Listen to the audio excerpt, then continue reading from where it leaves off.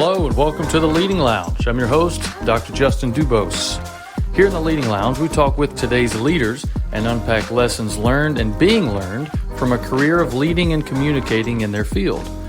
These conversations are designed to be both informal and informative, and we want to equip you with wisdom and tools to empower you as a leader where you are and where you want to be. Hey, everybody. My guest today is Jim Black, and Jim has a very unique role that he serves in.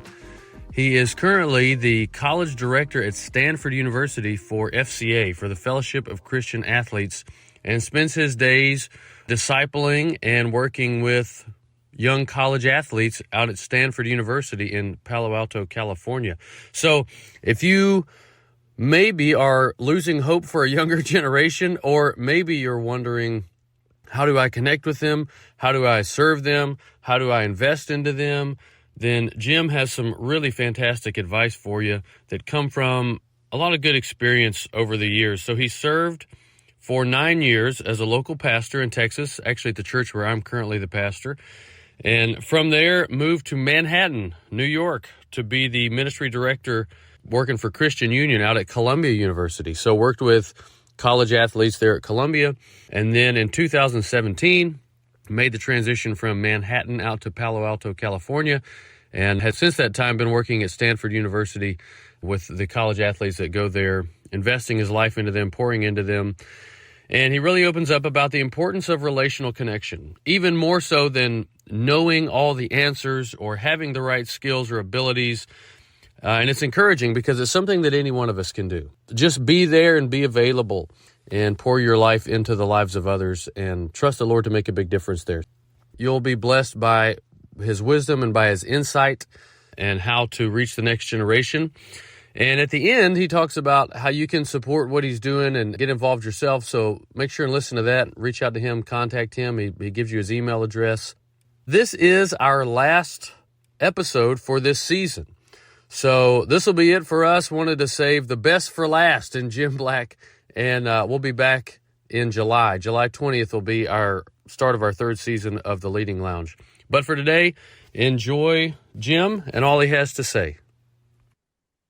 All right, everybody, thanks for tuning in to another episode of the Leading Lounge. I have with me today Jim Black.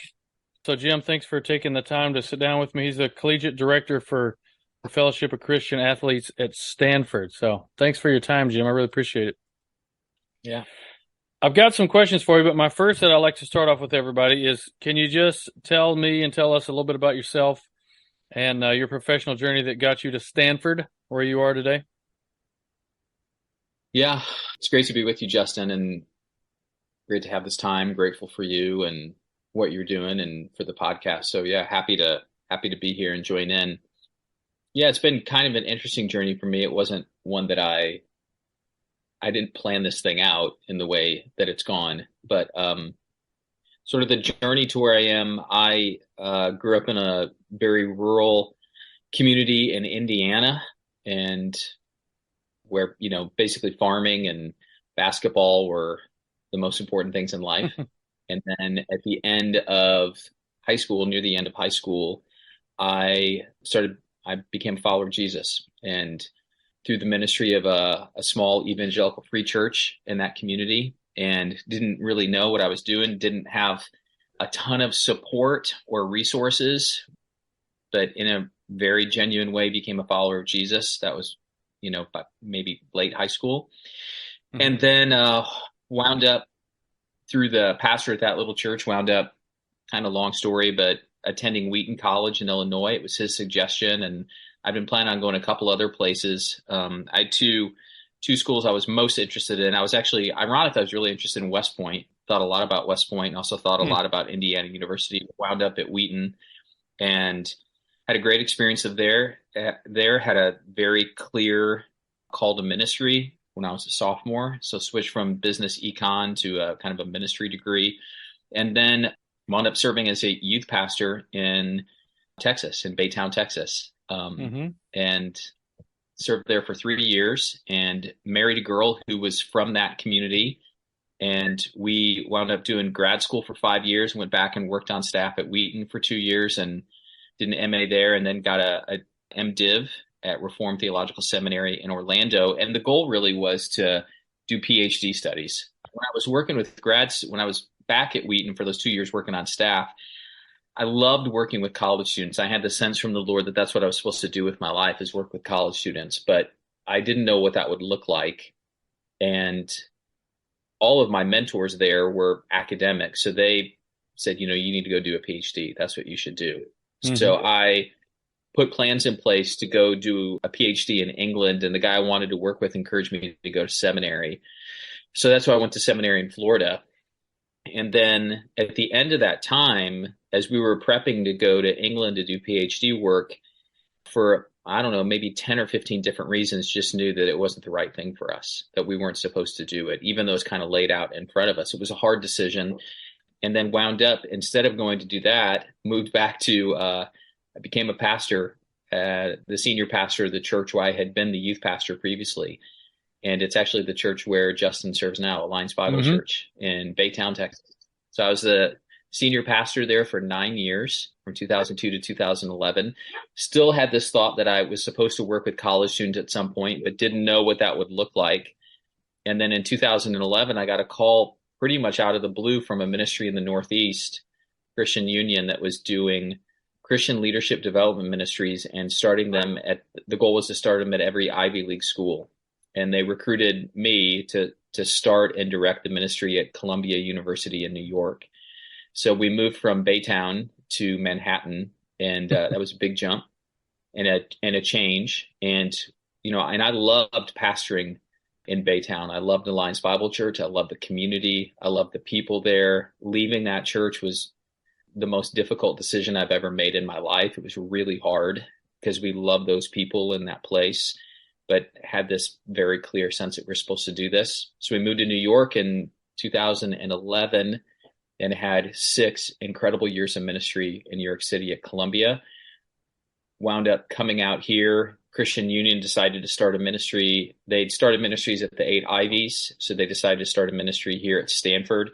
And they sent me out in year 2 of that ministry to focus on one-on-one discipleship of student athletes. So worked here for Christian Union for about 2.5 years. And then COVID hit, and during COVID made a transition and switched to be the director of Fellowship of Christian Athletes at Stanford, left Christian Union and joined a different organization. So that's kind of how I got to where I'm at right now. So my day-to-day job is I lead a ministry for this really remarkable population of student athletes at Stanford who are some of the most, I don't know, they're pretty incredible people. Mm-hmm. And so I do that. And then on the side, I do a little bit of other work with Stanford Business School. There's a Christian ministry there, and I help out with that a bit, just providing some coaching for their leaders. And then I also help lead and teach a Bible study for a grad scholars program called the Knight Hennessy Scholars, which is this, I mean, that'd be a longer question, but again, a really remarkable group of grad students on full rides at Stanford, funded by, among other people, Phil Knight of Nike. So yeah, it's been an interesting journey. And so I've lived in the Midwest and then Texas and then New York City and the West Coast. Didn't plan on doing those corners of the United States, but that's how it's worked. Yeah, so you decided to just pick all the extremes and just do one after the other? Pretty much. The Lord picked it. The Lord picked the extremes. We didn't, but that's how it's worked out for us. Yeah. Well, that's cool.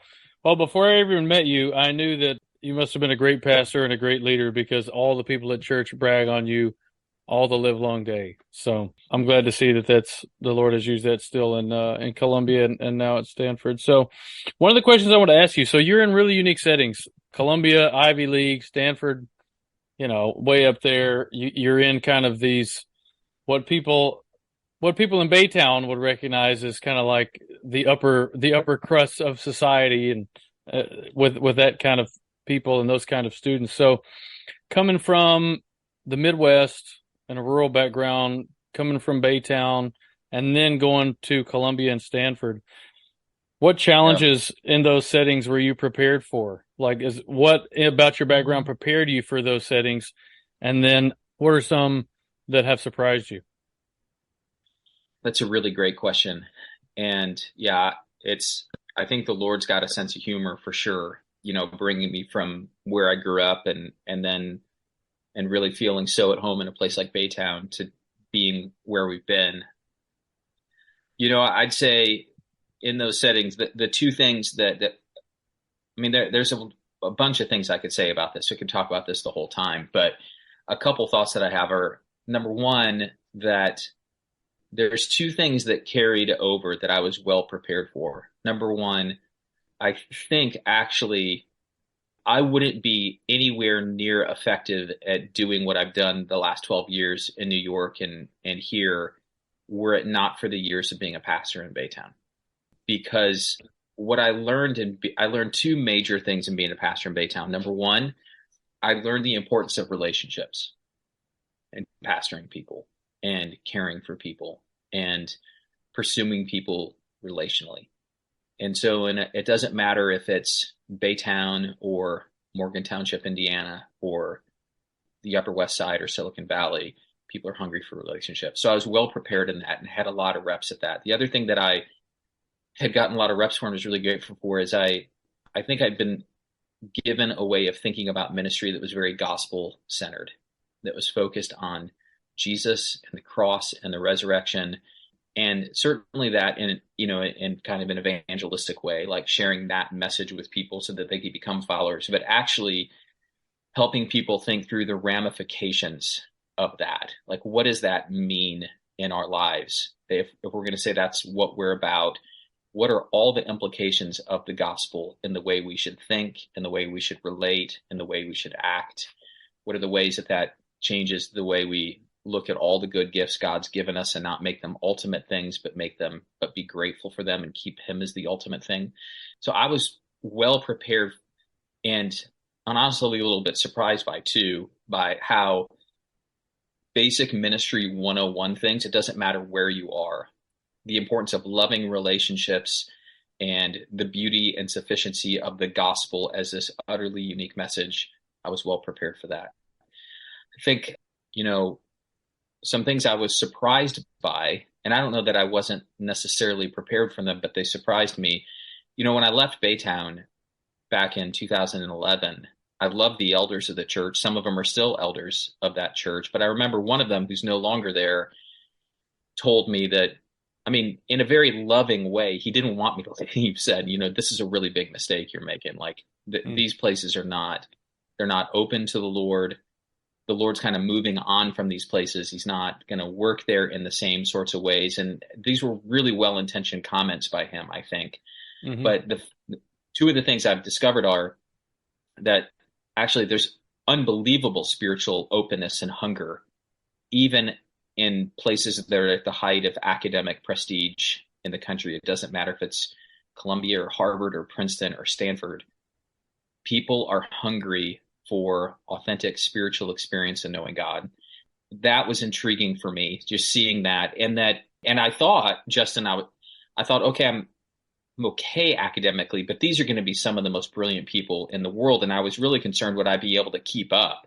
Right. And then you discover, well, actually, no, if you are genuine and real and you love well and you point people to Jesus. And so that was a surprise for me that was helpful. Mm-hmm. The other thing that I'd say too, that we could talk more about if you want at some point, but the thing that I became surprised by quickly was the challenge as Christians at those places was not with all the time heavy academic questions or intellectual questions about the faith. It was more discovered early on, it was cultural issues that now I think nationwide we're seeing that, but I wasn't anticipating that. In 2011, being where I had been, I assumed it would be intellectual issues that people were more struggling with. Evolution, creation, problem of evil, that kind of stuff. Right. But it wasn't that. It was fascinating too, because I would work with students at Columbia, many of whom were involved in a national organization that does apologetics conversations. And this national organization would want to send speakers to them to deal with evolution, creation, and those sorts of things. And actually, that was not the battle line, though. And what the students became frustrated by is they don't understand that the battle line is cultural issues Yeah. and the implications of being Christians, and how do we have those sorts of conversations. So that's been fascinating too, to observe that and see that. And I wasn't anticipating that, but I've seen that even change all the more.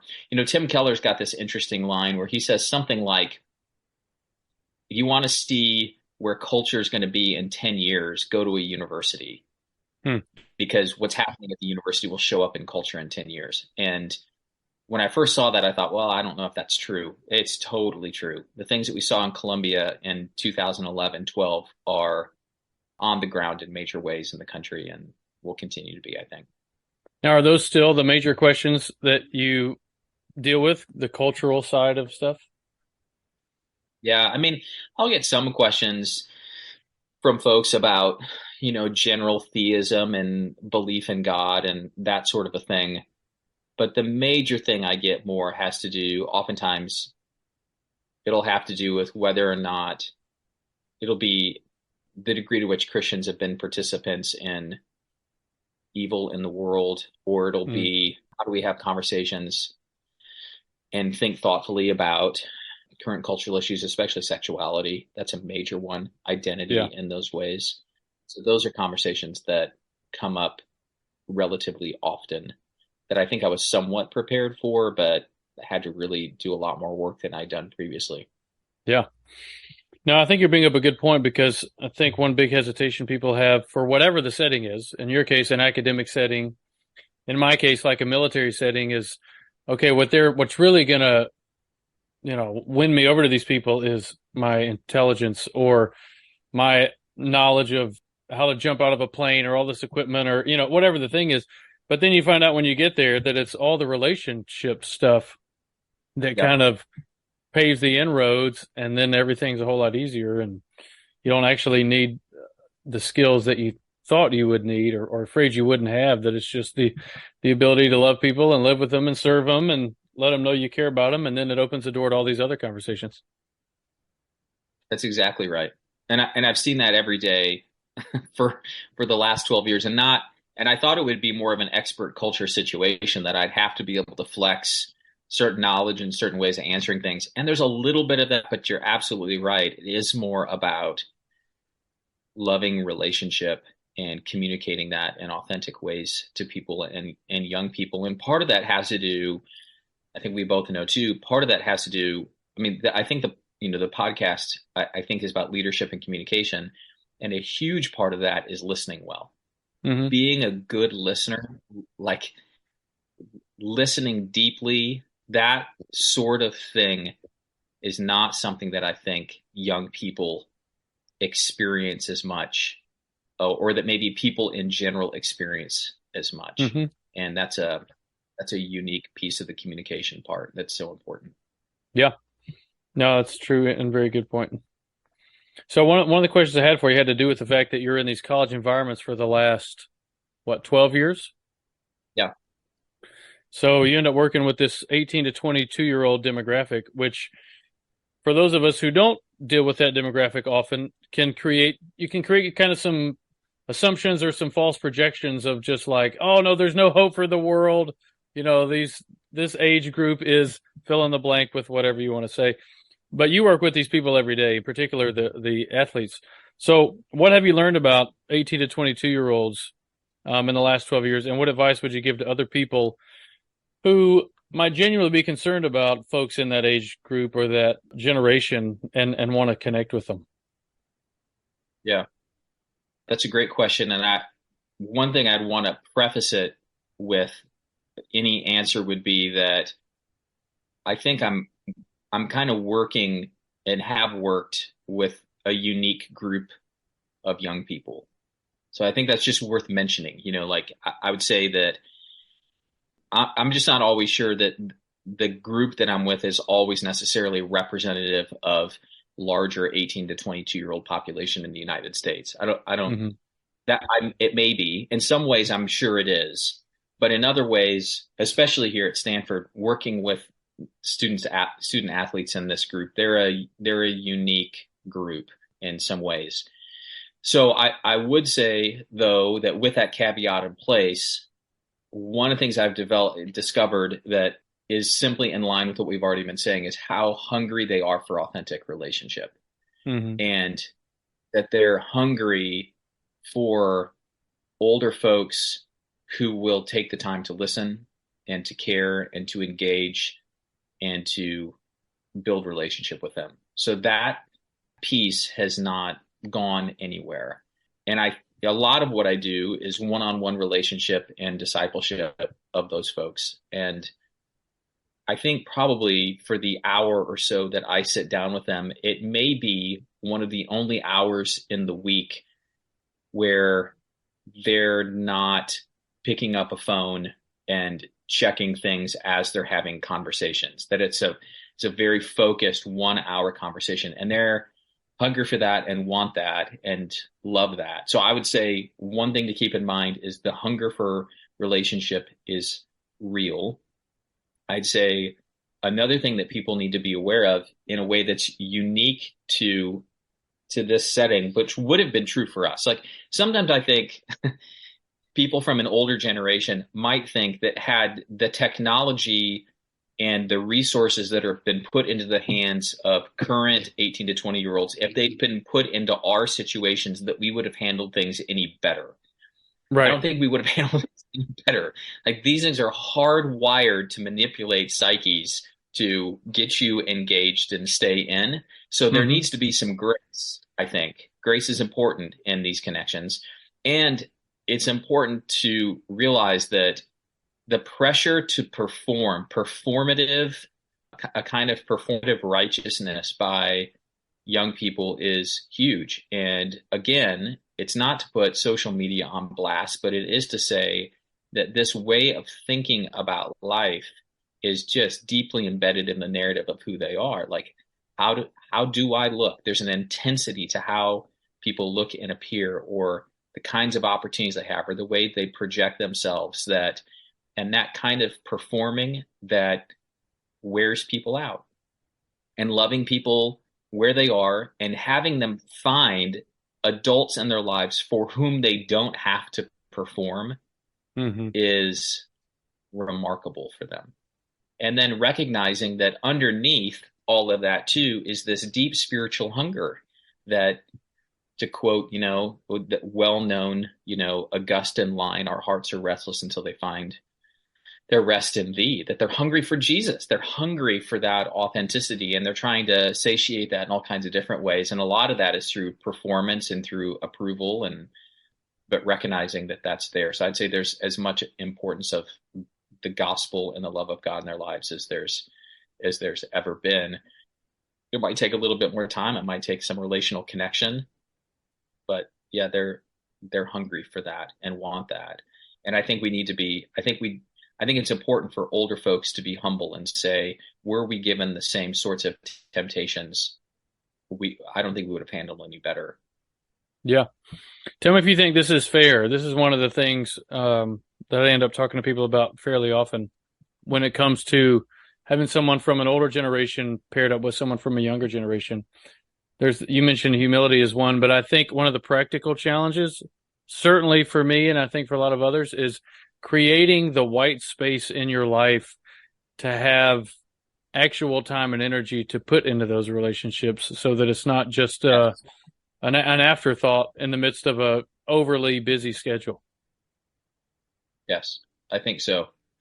And I think it's important, in order to not make it afterthoughts, intentionality is big.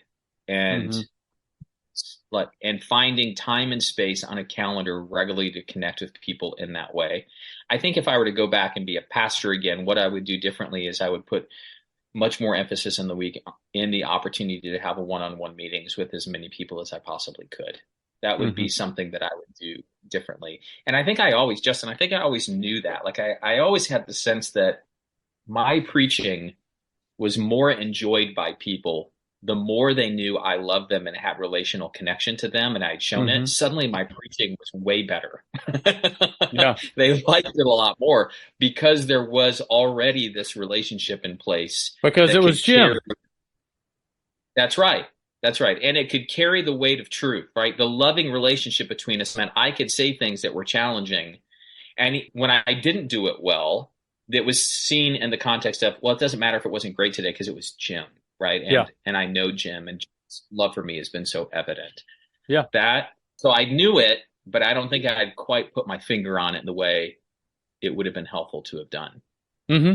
Yeah, I've told people before, when I first came out of seminary, I put a lot of time and even emphasis in seminary. I don't know if this was the case for you.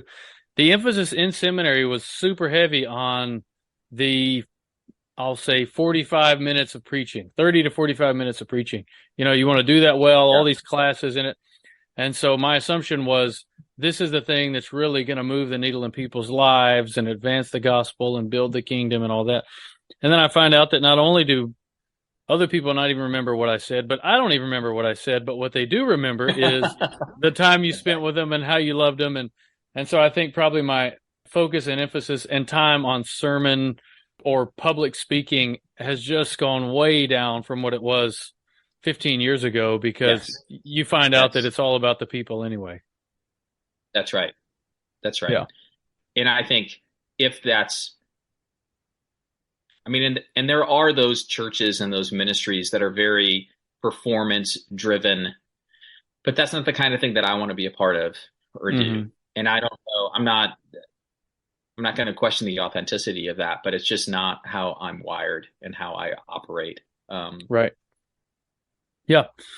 So you spend a lot of time, you mentioned one of the focuses of the podcast is communication. So that leadership and communication are the two focuses, but you spend a lot of time communicating. I mean, probably your whole job in some way could be tied up in communicating, even if it's the sitting and being quiet and listening.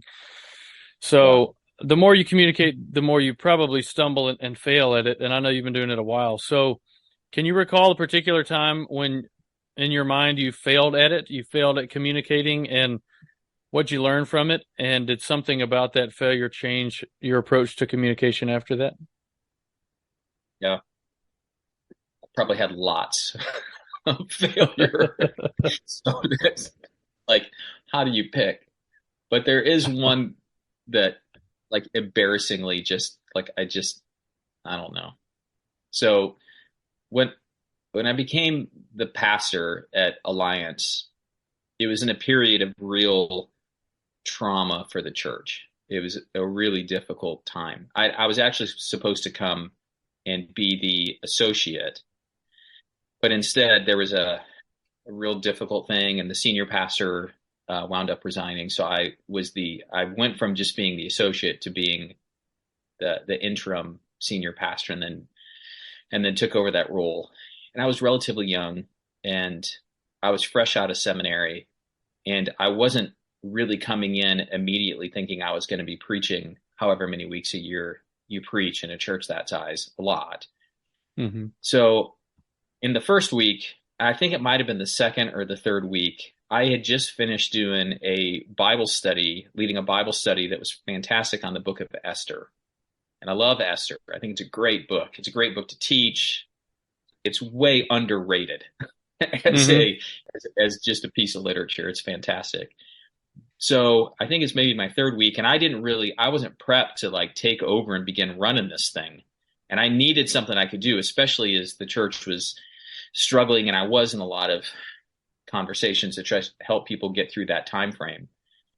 So in the second week, I basically gave a Bible study seminary talk about the book of Esther that had really no application, that had no heart connection. Like, I think I literally actually like put up the dates of different reigns of kings from Persia.